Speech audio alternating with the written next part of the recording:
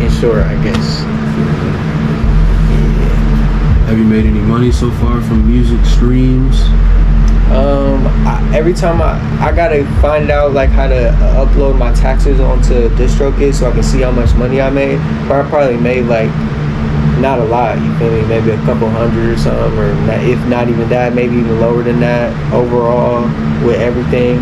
But like I've got paid for like features before, shows before. I got paid one time to like make a theme song for this app in like California, some basketball app or something like that. I got a check from them.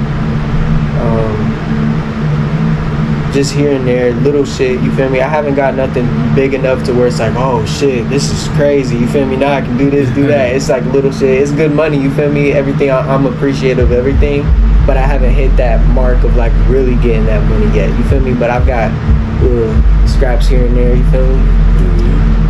Yeah. So you also want to get into real estate while making music? Is there any other stuff you have passion about? History and like learning about myself and ancestry, you feel me? You know, like Native American, Latin, you feel me? I feel like black and brown people got to start learning who they are more, you feel me? Because once we learn where we are and where we came from, then we can learn where we're going and how to get there better, you feel me? And we can also learn what's inside of us and reasons why we are who we are, you feel me? So I'm on a big journey right now, finding that type of shit and learning about that type of shit, and that's where me owning land wants to come from, because I want the people who supposed to own this land, that are from this land or built the land, are supposed to own this shit. So I'm real big like for that, you feel me? So I want to be able to just do shit like that. So maybe like history, land owning, music, business, you know, expression, like historical activism is what I like to call it, you feel me? Like being an activist but with history and just like rewriting history in the way that it actually went, you feel me, instead of just how it was just given to us. That's real important to me as well. So that's something I want to dive in deeper. I don't know exactly how I'm gonna do it, but I want to do some shit like that, you feel me? So when did you start going on this personal journey, and what happened that made you want to? Dang, I don't know. I guess it just came from probably hip-hop music, bro, because I remember I used to listen to like a whole bunch of different shit, like came up on like my parents listening to shit, but then I was just growing up on the shit that was popular, you feel me? The Lil Wayne, this, that, snapbacks and tattoo, da-da-da, you feel me? But then I got into Tupac, and then I told my mom's boyfriend or somebody to put some Tupac on my MP3 player, and they did, but they also put a whole bunch of other old school shit like Gangstar and like shit that was actually speaking a message, and I started listening to it, and then I would hear the rappers talking about this, that, the knowledge, this, that, like you feel me, like I just started getting into all like Public Enemies, Most Defs and shit like that, and I started just like the knowledge based shit, you know, and then I got more into like knowledge itself, this, that, and then that led me to like just researching everything, you feel me? But like the hip-hop, like the conscious hip-hop kind of was the gateway to me even being interested in that type of shit, and that's crazy because I barely even think about it like that, you feel me? But that's facts though, like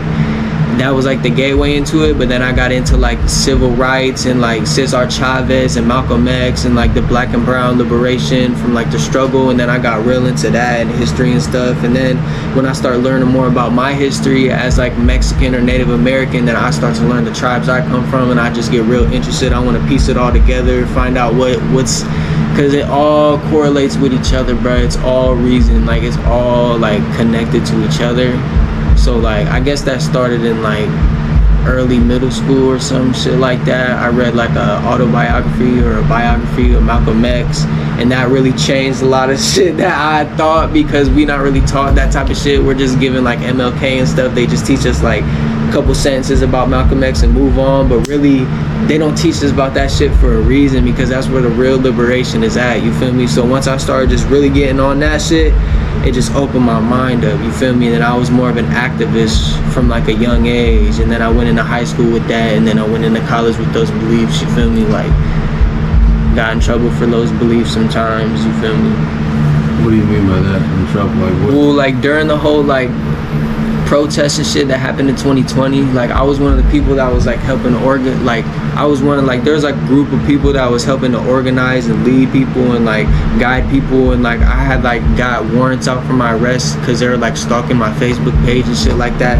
And they like on the warrant, the reason I knew they were doing that is because on the warrant they put my name, but AKA Joaquin Guzman, but that's El Chapo's name. That's not even my name. That's just the name I use for my Facebook because my other one got deleted. So I made a bullshit Facebook with that name, just being funny. Like everybody had made up names back then on Facebook, but they were watching my shit because I was live streaming what was going on, and I was like on the ground showing what was happening and speaking on it and like exposing certain like legislative people, and then they were just seeing that shit, and then they were like to try to like stop what was going on downtown. They started putting out warrants for certain people's arrests because they knew if they got rid of certain people off, then it would like suppress the movement. Everybody would be like less motivated to go out there like that. So they put out warrants for a whole bunch of people arrest, started going to people. So then like I got locked up twice, and then I got out. But like I got out the first time, and then they thought if they put another warrant out for my arrest and I got arrested again, then I couldn't get out again because it made me look like I just got arrested and I'm out on bond. But since everything was going on and I had a good lawyer, and then the citizens started donating, I got out again on double bond. And then I like went to fight the thing, and then we were gonna fight the case, but then they started giving me different plea deals. The first one they wanted me to take, but then we didn't go for it. And then the second one, and then I had to end up doing like 50 hours of community service, but I dodged like jail time and stuff like that, so that's good, you feel me? Yeah. But you know, I did the animal shelter community service shit, but yeah, that was cool. How was that changing, you know, going basically before your police getting locked up? In the time, you feel me, it was like real scary, you feel me, because like I didn't realize how real it was getting. I knew how real it was getting from watching everything I knew like how the government and police departments and shit would play, and I know how they would treat people, especially when they really start to organize with like actual direction, and there's actual people in there like moving it to an actual direction. That's when they start to like infiltrate and shit, COINTELPRO, all that shit. But I didn't understand how real it would get until it was actually happening. We'd be running and they pulling up, shooting us with the tear gas shit and like with the rubber bullets and trying to catch us.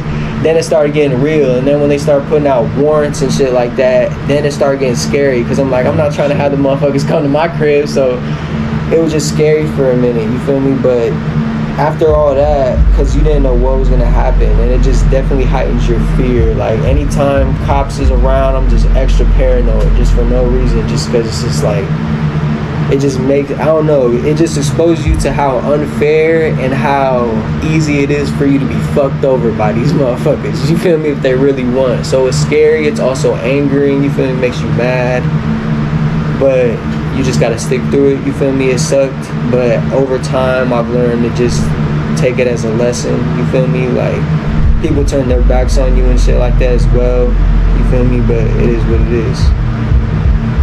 You just gotta take it to the chin, you gotta keep going. If you really believe in it and you really believe in what you do, then you can't let that stop you, because everybody's gotten arrested. Everybody you see that's ever tried to do anything or fight for any type of thing, they all got arrested at least one time. It don't make you a bad person, that's just part of the fucking fight, you feel me? So yeah. Shit, that's what's up, man. On a lighter note.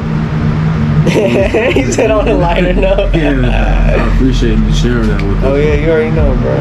But what was let's go to, I just say lighter note, you know. Yeah, that's great. Yeah, I don't even talk about that stuff a lot. That was the first time somebody asked me about that shit on camera before, you feel me? That's cool. But what was you saying?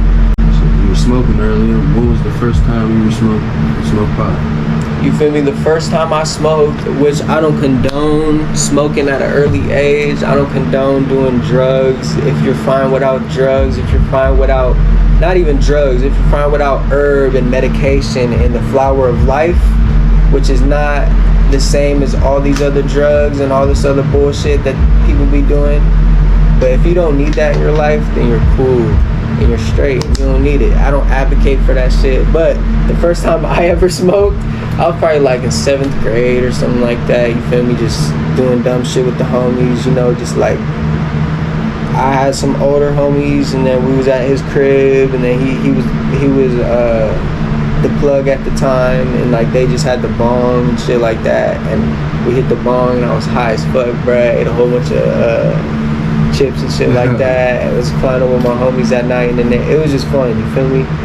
Definitely shouldn't have been doing that shit, you feel me? But it was cool, you know. And then ever since then, smoke here and there, smoke more often, and now just like more. But it's something that I want to slow down on, you feel me? So something I want to learn how to moderate, you feel me? Yeah. So would you want Indiana to pass for it to be legal? Would you want it to be other states? I think everybody should pass for it to be legal, because it don't kill nobody, you feel me? And it's a medicine, and it's not gonna do nothing but like, I feel like, lower crime rates and make more money for the economy, which I know that's what you motherfuckers care about the most. I'm talking to the people in the law books and all that shit. They care about the money, so if they want to make money, you feel me, boom, they can be the legal drug dealers, because that's all they are, is legal drug dealers. Everything illegal until it's legalized, and then they start dealing that shit, you feel me? So might as well make the money off of it. You got anything you want to say to the city of Fort Wayne before we head out? City of Fort Wayne, you feel me? It's called Kikiyanga, and it's the capital of Miami Nation, you feel me? And it's the capital of the indigenous nations that were around here, you feel me? And that's what it really is, you feel me? And we're gonna restore that history and restore the roots, and we're gonna bring the brown pride back to this bitch. You already know what the fuck going on. Chief Lil Turtle, all that shit. He led the biggest defeat that the U.S. Army's ever faced against Native Americans ever, you feel me? So yeah, let's not forget that. That's Fort Wayne, you feel me? And that's what I gotta say about Fort Wayne. Peace to everybody that's doing their shit. Everybody keep doing their thing. Find yourself. Just love yourself and love everybody around you, and show love and support for everybody around you, and that's gonna come back to you. And just, you know, be there for people and do your best and be yourself, and everything's gonna be cool, you feel me? That's what I gotta say. Yeah, Sevio. Peace out.